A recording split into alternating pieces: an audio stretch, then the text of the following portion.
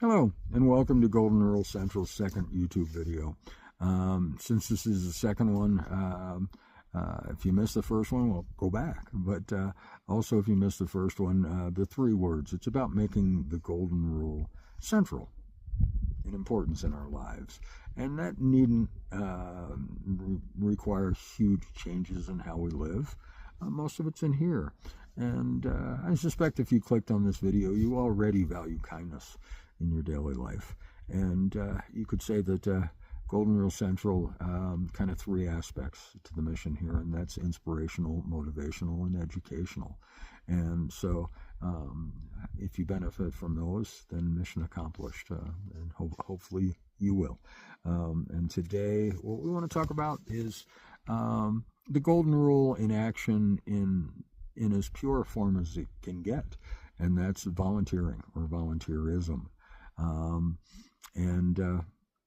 I think even for people who volunteer, we hear the word volunteer and it creates a knee jerk. I know it does with me. Volunteer. I don't have time, we all are busy, or at least we all like to believe we're very busy. I'm a good example. I've been retired for 6 years, and man, am I busy. I look and I say, how did I ever have time to make a living? But the other part of it is, we all have the same 24 hours in a day. And it's very, very busy people who volunteer, do a lot of the volunteering. And so whether it's for volunteering or whatever, when we say we don't have time, what we're really saying is we don't consider it important enough to prioritize it in our lives. And for those who have never volunteered and felt the benefits of volunteering, you're missing out. And part of that is because something else we talked about in the first video is we're wired to do things for other people. And,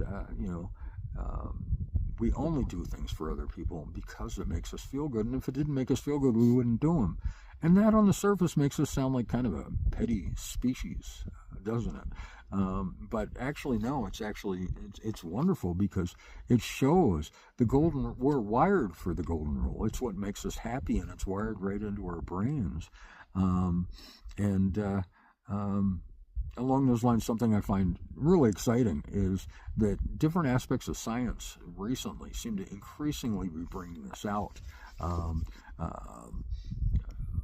Neuroscience advances. I mean, it may well be that this is where this comes from, what's called manifesting, and also at the smallest subatomic level. It's been proven that just our observing the smallest of particles changes their behavior.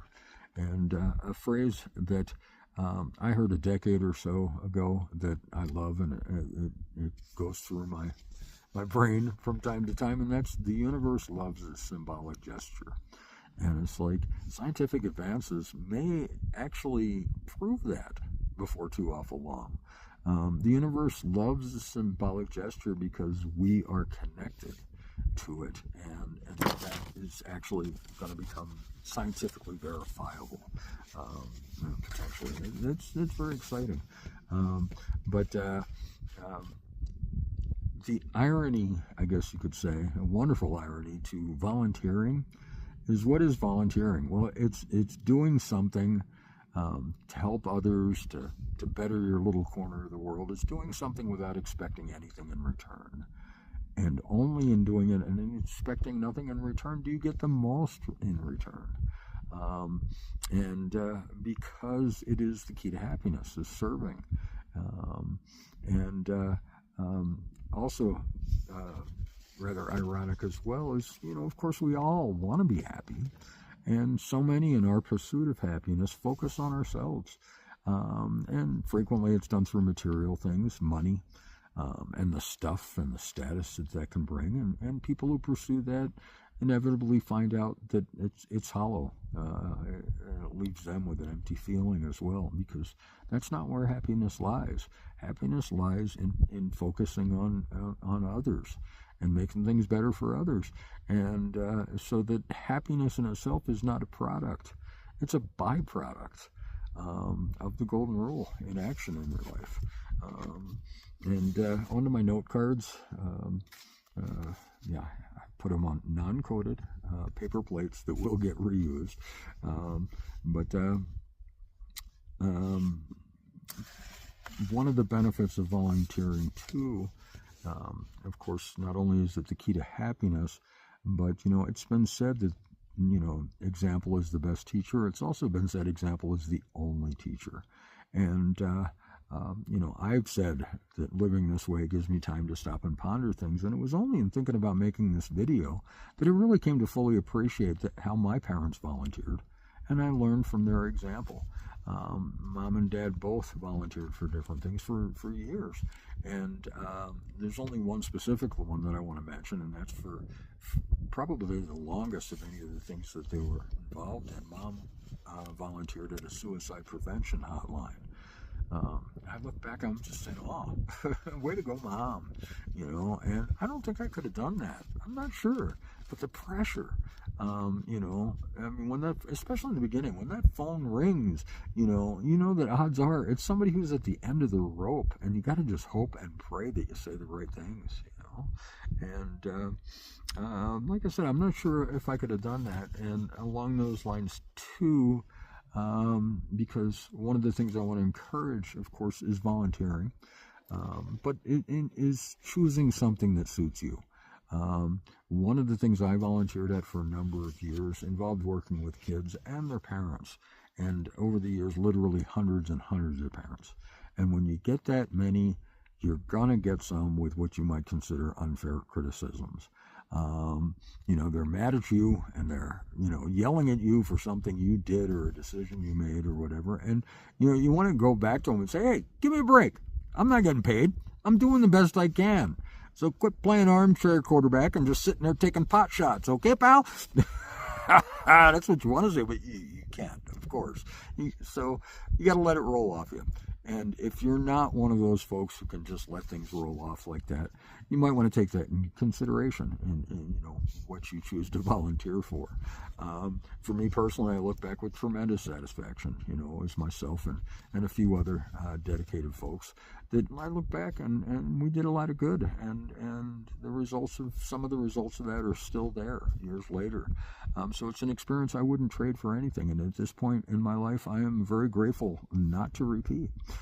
So, and so on to what I'm doing now since being on the road, and just a quick backstory on it. I mentioned in the first video, adult sons who are very unidentical twins, and one of them was with me on the road, was supposed to be just a month or so. COVID came, dried up his employment. He ended up with me for 16 months, which was a lot of fun. But one of the things we noticed early on in traveling, I do most of my living, and have now for 6 years, on public land.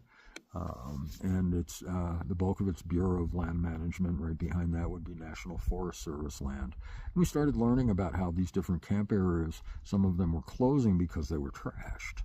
And in short order, we saw 3 different places that we were disturbed by how much trash there was. And it was at the third place that I said, that's it, I'm starting a litter group. And I look back, and believe me, this is no false modesty on my part. I think the phrase height of my ignorance might have been invented for me, because I think I really believed at that point that this was like the first first litter group in the universe. And then I learned that the first place we went to had already been claimed up by a volunteer litter group. The second place was a huge BLM camp area. And 1,000, maybe 2,000 acres.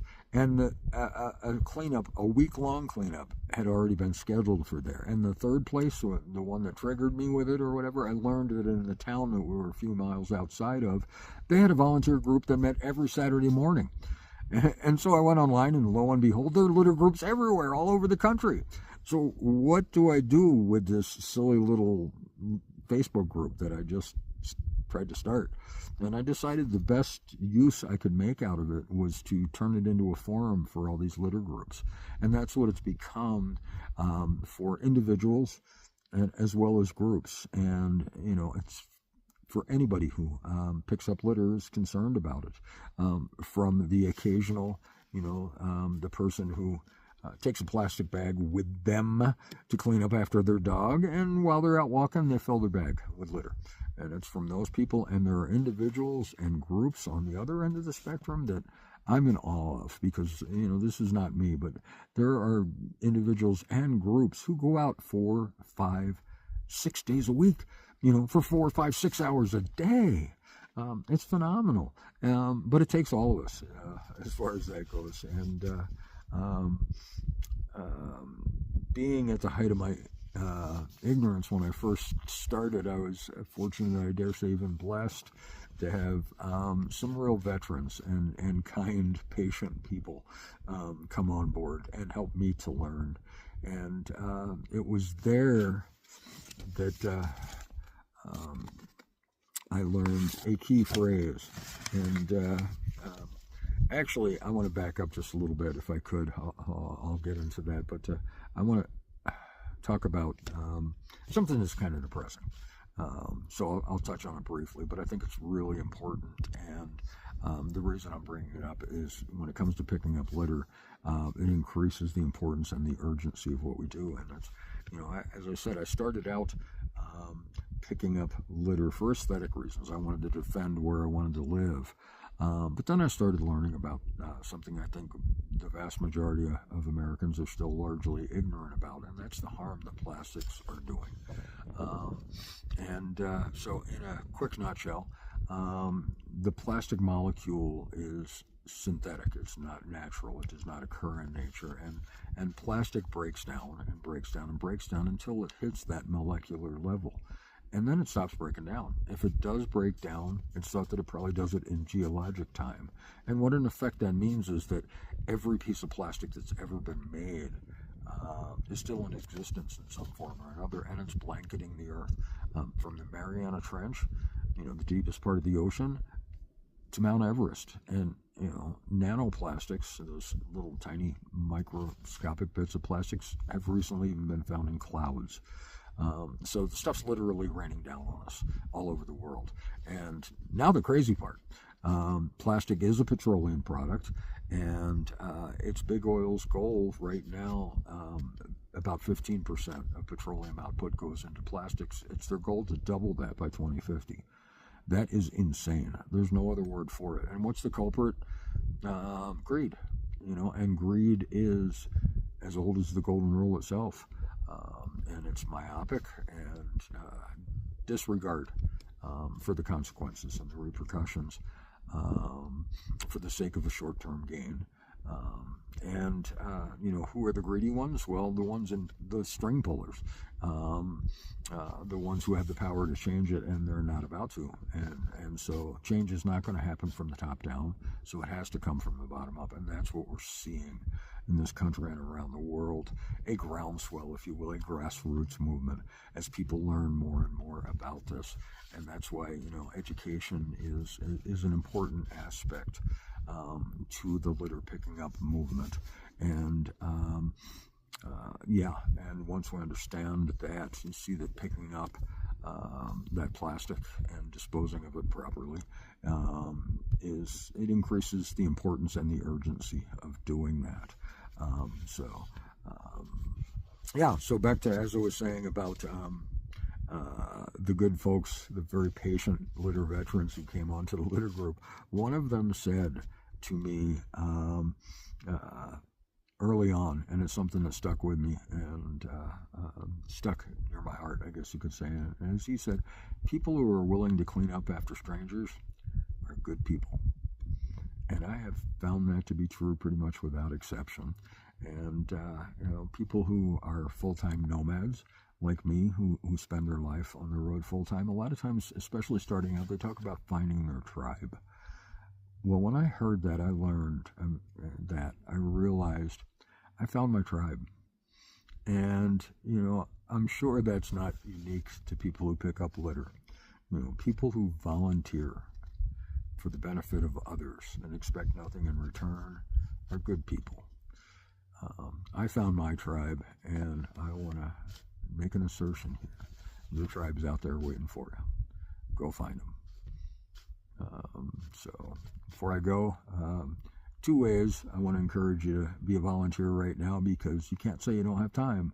One is, if you liked this video, if you think Golden Rule Central's mission is worthwhile, if you think picking up litter is worthwhile, take a fraction of a second and support the cause. Volunteer to hit that thumbs up button.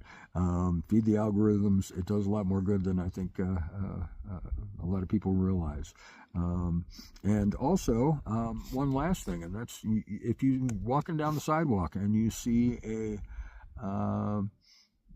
plastic water bottle sitting on the ground, don't walk past it. Pick it up and dispose of it properly. What'd that take? 2-3 seconds? So you got time to do that. Now, it might feel weird, especially in the beginning, and especially if somebody sees you doing it. But it feels less weird with practice. Trust me on that one. And what we're trying to do here is normalize that behavior, and it needs to be normalized to the point where seeing that plastic water bottle on the ground and just walking by it, that's weird. So yeah, so there you go. Thanks for paying attention all the way through. Hope you got something from it. Until next time, take care.